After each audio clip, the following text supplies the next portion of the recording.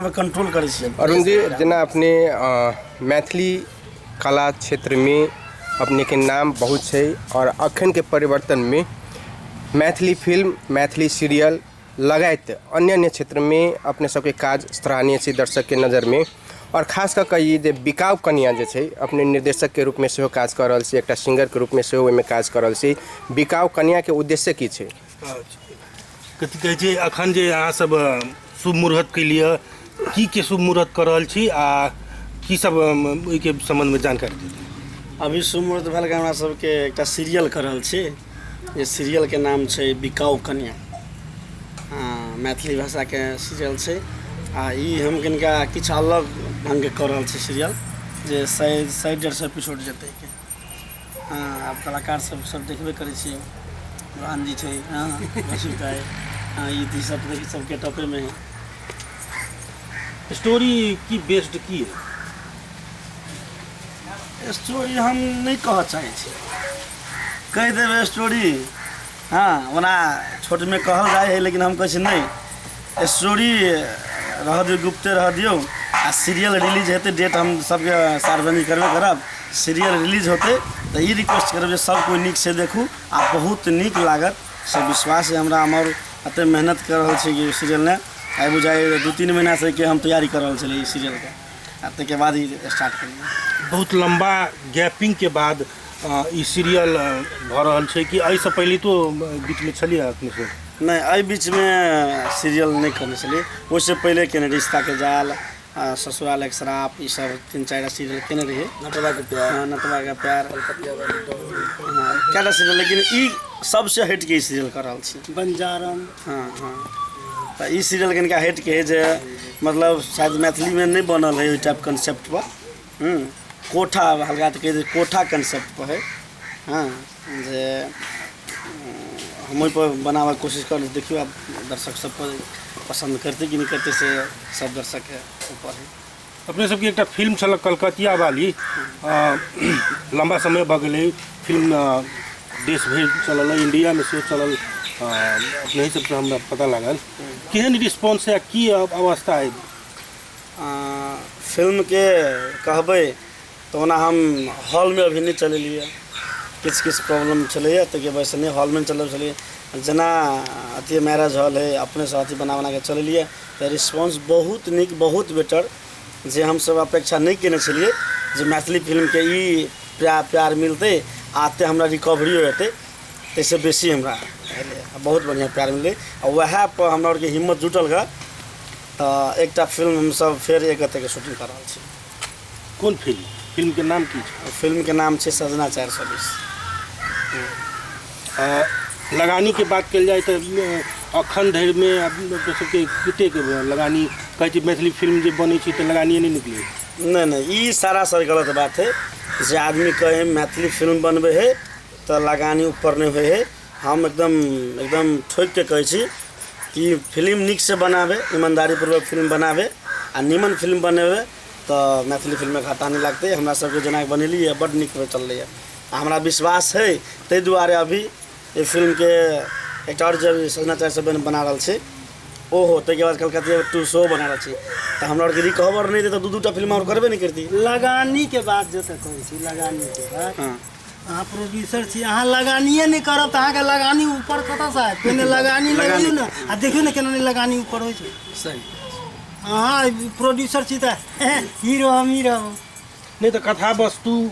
के जो विषय रहे छै ने, अपना सबके मैथिली फिल्म में जते बनल है कथा वस्तु नहीं रहे छै कि? वह तो बात है, कथा वस्तु नहीं रहल। अहाँ चाहबे जो हम एतबे में बना ली, कहीं आबि के तो बारे ई हमर आदमी एकरा कहीं ठाड़ कर देबै तो एकटा दोस्त के बदला में ओकरा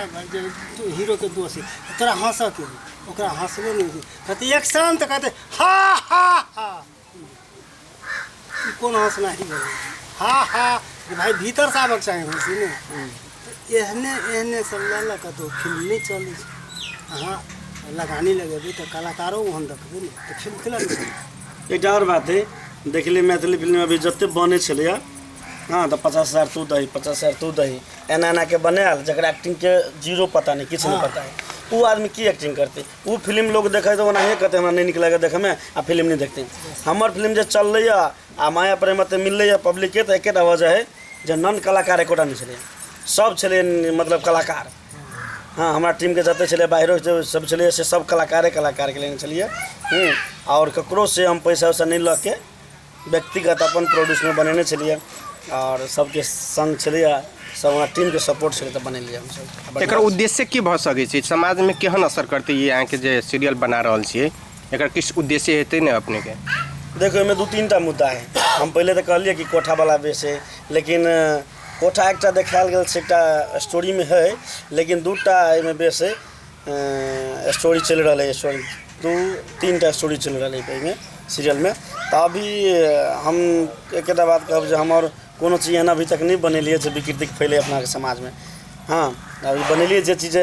कुछ हो निम्ने के लागे बनेने छे आ हमरा कहे से अपने सबके जे निम्न चीज छोड़ते एमे पात्र के केहन केहन भूमिका छै भूमिका अब जना ई है तो अकर आठी के है ओकर है हीरो के रोल में है तके बाद ई है जे ई कोठा के मलकिनी रहे है हाँ ओकर अथी सपोर्टर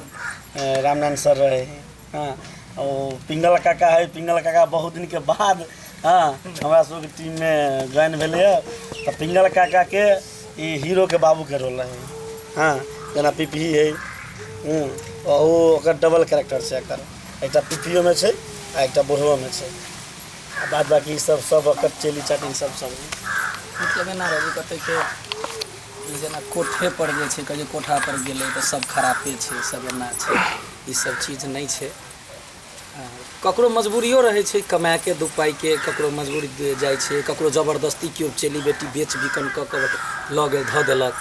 तो वही पर आधारित है ई जना अपने के कलकतिया वाली नाम से बहुत प्रसिद्ध है अपने के मैथिली फिल्म भी सुपर स्टार भेली है और बहुत भी बढ़िया चल रही है और अपेक्षा रह गए कि बिकाऊ कन्या के केहन अपेक्षा और आवे वाला दिन में दर्शक में केहन मूवमेंट देते हमरा बुझाइए जे दर्शक सब यदि ध्यान से देखथिन तो मैसेज तो रहबे करते पसंदो करथिन सेहो विश्वास कलकतिया वाली 2 लाबऽ के विचार है पहिलका स्टोरी जे छलै एकटा ग्रामीण में एक दबंग महिला के किरदार में कलकतिया वाली देखल गेल छलै 2 के केहन प्लान है 2 अभी पूरा तरीका से स्क्रिप्ट रेडी नहीं भेले है हाँ वना हम सब लोग कह दें कि 2